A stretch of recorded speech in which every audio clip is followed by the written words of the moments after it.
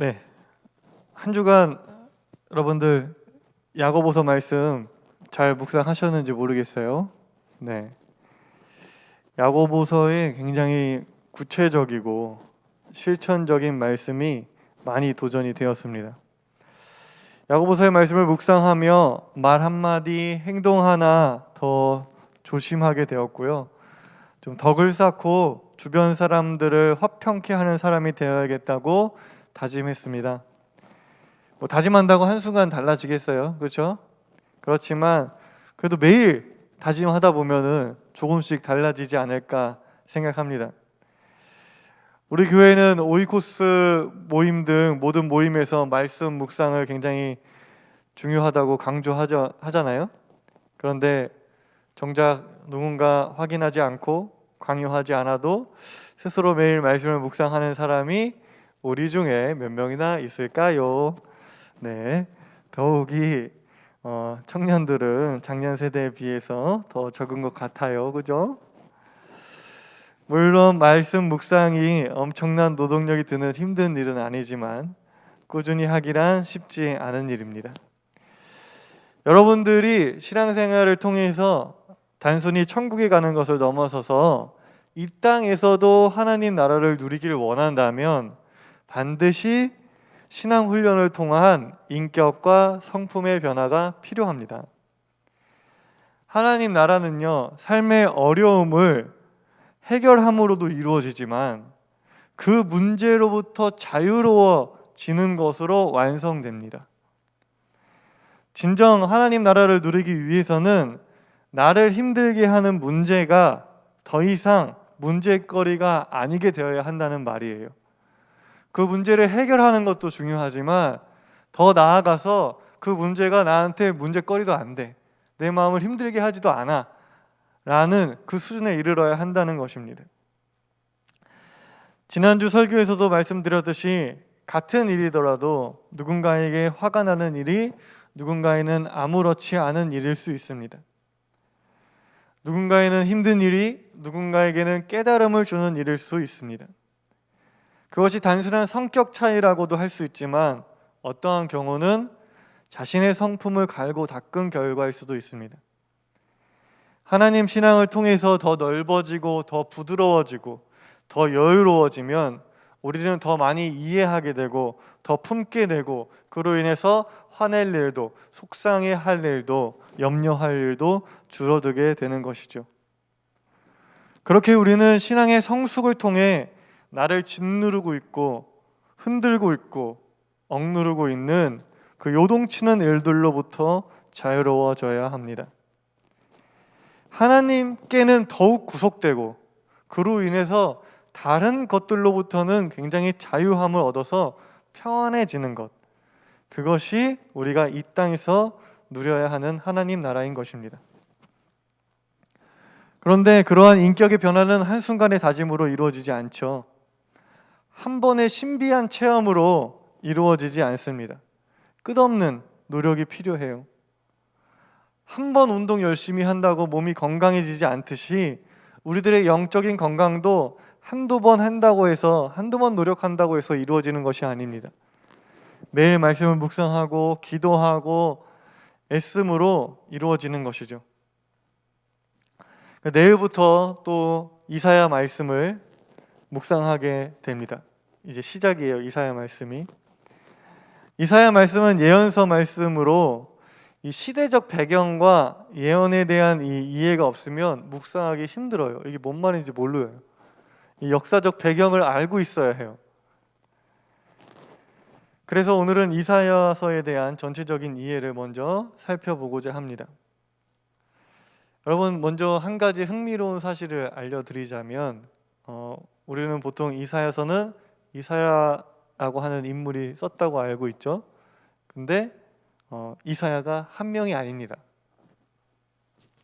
다 알고 있어서 별로 안 놀라는 건가? 네, 이사야서는 이제 시대적으로 시대에 의해서 총 세 부분으로 구분이 되어지는데요. 1장에서 39장을 제1 이사야라고 하고요. 그 다음에 40장에서 55장을 제2 이사야라고 합니다. 그리고 56장에서 66장을 제3 이사야라고 해요. 이게 저 목사고시 볼 때 꼭 나오는 문제였어요. 제1 이사야의 시대적 배경은요, 주전 8세기 중엽으로 북쪽의 아수르 제국이 굉장히 제국주의적 정복 정쟁을 위해 남서쪽으로 영토를 확장해 나가던 시기였습니다. 그러니까 아수르, 아시리아 같은 말인데, 아수르가 이제 엄청나게 영향력을 펼치던 그런 시대예요. 그래서 아수르가 이 이집트 쪽으로 영토를 확장해 나가기 위해 작은 국가들을 하나씩 정복해 나갈 때에 이미 이제 이스라엘은 남유다와 북이스라엘로 이제 나눠져 있는 상태였고, 그 중에서 북이스라엘과 이제 주변 국가들이 동맹해서 이 아수르의 힘을 견제하려고 합니다. 이 동맹을 시리아 에브라임 동맹이라고 하는데요. 북이스라엘은 이 동맹에 남유다도 같이 들어올 것을 권유해요. 근데 뭐 거의 권유가 아니고 협박이죠. 너네가 동맹을 맺지 않으면 너네부터 칠 것이다 라고 이야기합니다. 왜냐하면 북쪽에 아수르와 싸우는 동안 남쪽에 있는 남유다가 자기네들을 공격하면 자기네들 어떻게 돼요? 완전 손 놓고 당할 수밖에 없기 때문에 확실하게 너도 우리랑 동맹을 맺자, 아니면 너네부터 제거하겠다라고 이야기를 하는 것이죠. 남유다는 고민이 될 수밖에 없었습니다. 이제 나라의 존폐가 걸린 상황이죠. 동맹을 맺고 아수르한테 덤비자니 아수르가 너무 강해 보이고, 그리고 동맹을 맺지 않자니 북이스라엘과 그 동맹국들을 이길 재량이 없는 상황이었습니다. 이러한 상황에서 이사야가 이제 등장을 하는 거예요. 그래서 이사야서는 이제 왕궁에 출입하는 예언자로서 굉장히 힘 있는 집안의 사람이었던 것 같아요. 예언자가 이제 왕궁에 자유롭게 드나들면서 나라의 중대한 결정에 대해서 조언을 하고 했었기 때문에 영향력 있는 사람이었던 것 같습니다. 이러한 상황이 제1 이사야서의 시대적 배경인데 반해 제2 이사야는 아수르가 아니에요. 주전 6세기의 바빌론에 의해서 남유다가 이미 멸망한 이후의 상황을 배경으로 하고 있습니다.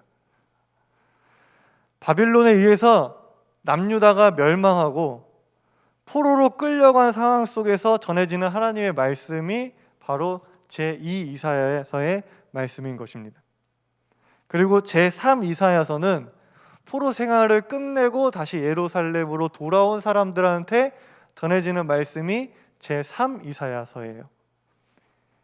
그러니까 제1 이사야서와 제2 이사야서 이 사이에는 거의 2세기, 200년에 가까운 시대적 차이가 있습니다.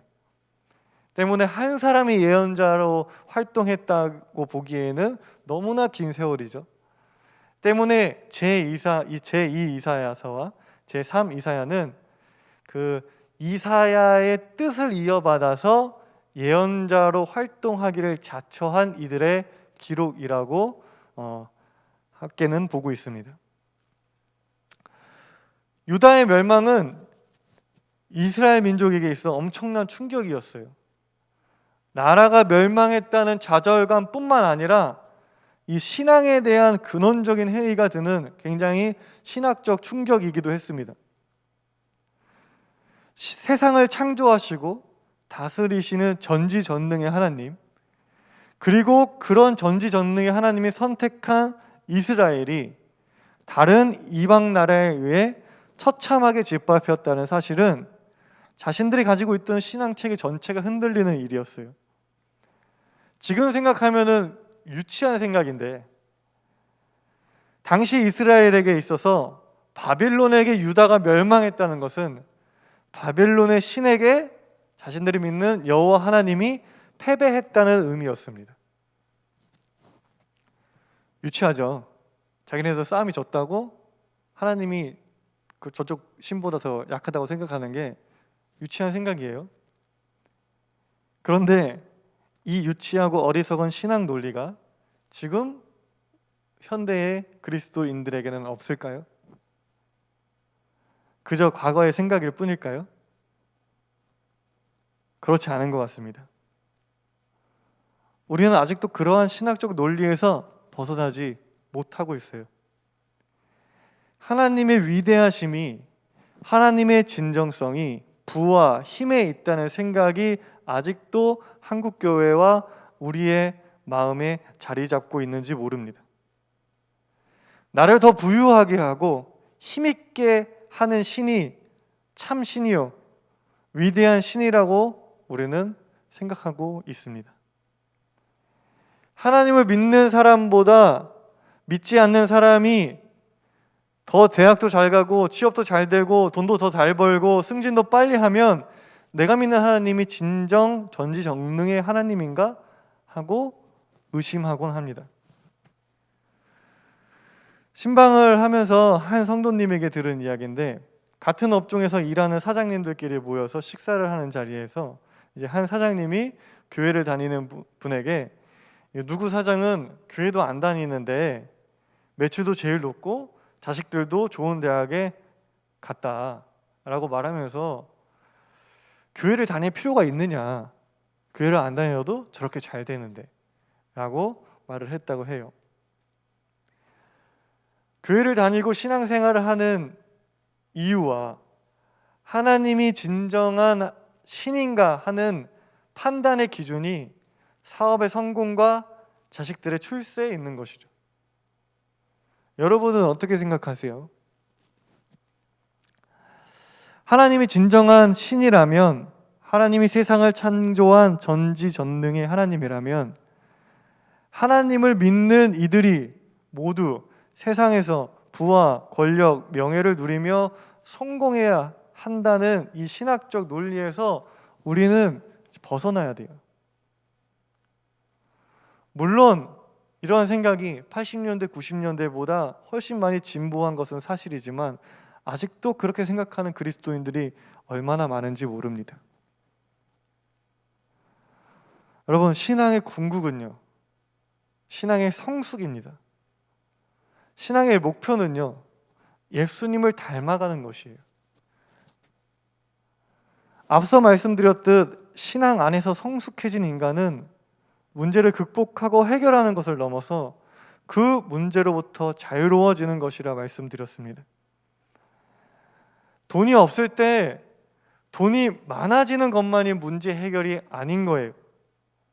신앙을 통한 진정한 해결은 돈으로부터 자유로워지는 것입니다. 돈이 많으면 행복해지고 돈이 없으면 불행해질 수밖에 없다는 그 논리와 질서로부터 벗어나서 자유로워지는 것이 진정한 구원인 것이죠.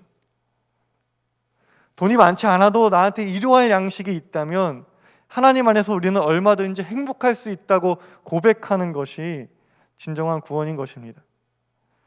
내가 힘이 없다고 느껴질 때 힘이 생기는 것만이 구원이 아닌 것입니다. 진정한 구원은 이 힘과 폭력의 질서에서 벗어나는 거예요.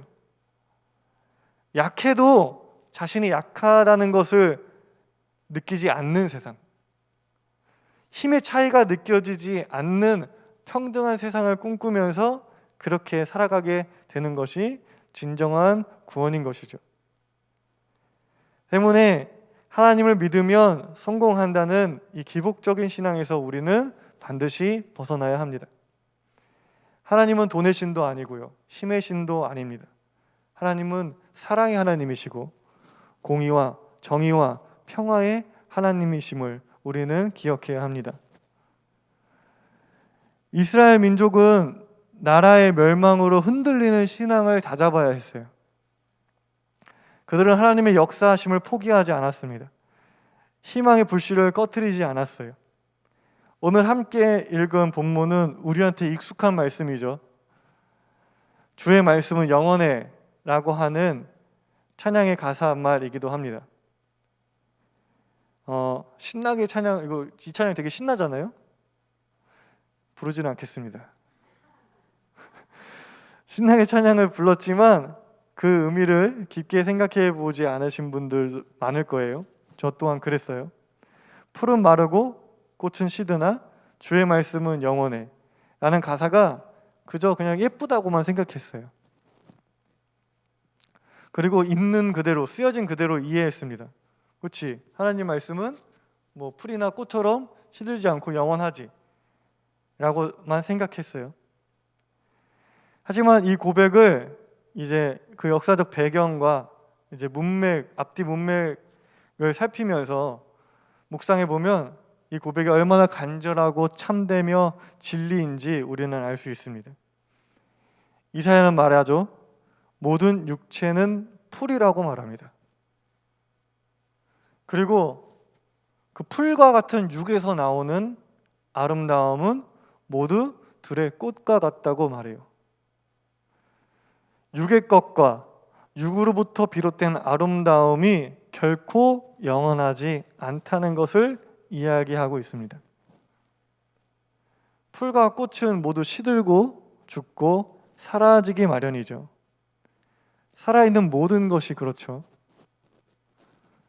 좋고 아름다워서 아무리 움켜잡고 영원히 간직하려고 해도 살아있는 모든 것은 시들고 죽고 사라지기 마련입니다. 그것이 하나님이 창조하신 이 세상의 섭리인 것이죠. 그러니 그렇게 시들고 죽고 사라지는 것들을 부여잡고 있으려 안간힘을 쓰는 것은 괴로운 일입니다. 부여잡고 있으려고 이웃과 싸우고 갈등하는 일은 우리를 불행하게 만드는 일이죠. 우리가 부여잡아야 하는 것은 사라져버릴 허무한 것이 아니라 영원한 것이어야 합니다. 영원히 가치 있고 영원히 나를 이끌 수 있는 것이어야 해요. 인간도 다 언젠간 다 죽게 되잖아요. 사라져버릴 우리예요. 사라져버릴 나라고 하는 존재가 사라져버릴 것을 부여잡으면서 안정을 누리려 한다면 그것은 결코 안정과 평안을 이룰 수가 없습니다. 불안한 존재가 불안한 것을 부여잡으면서 자신의 평안을 하려고 한다면, 자신을 안정시키려고 한다면 그거는 절대 가능하지 않죠. 사라져버릴 불완전한 우리를 안정된 평안으로 이끄는 것은 영원한 하나님의 말씀뿐인 것입니다. 포로로 끌려간 이스라엘 민족은 바빌론의 건축과 문화, 신전 등을 보면서 그 위험에 엄청 짓눌렸겠죠. 자기네 나라가 멸망해서 바빌론에 끌려갔는데 바빌론 막 엄청 얼마나 멋있었겠어요. 으리으리하고 막 신전도 어마어마했겠죠. 나라의 부국강병이 신의 강함과 비례하다고 생각했던 그때에 바빌론의 위험을 보면서 이스라엘 민족은 하나님의 약함을 느꼈을지도 모릅니다. 하지만 이사야는 그러한 상황에서 그 눈에 보이는 그 강함과 위험이 한낱 풀과 꽃처럼 시들어버릴 것임을 이야기하고 있는 것입니다. 겉으로 보이는 화려함과 아름다움, 위대함과 강함은 결코 영원하지 않다고 얘기하고 있습니다. 그거는 하나님이 불면 언제든지 사라져버릴 것이다. 우리가 붙잡고 추구해야 할 것이 결코 저것이 아니다 라고 전하고 있는 것입니다. 얼마나 정확한 시대적 통찰인지 모릅니다. 이러한 통찰력과 선포가 예언인 거예요. 그냥 미래를 맞추는 게 예언이 아니라 성경에서 말하는 예언은 이렇게 그 시대를 관통해서 시대를 초월하는 올바른 말씀, 옳은 말을 하는 것이 바로 예언인 것입니다. 바빌론의 그 위험을 보면서, 바빌론의 군대를 보면서, 바빌론의 강함을 보면서 사람들은 생각했을 거예요.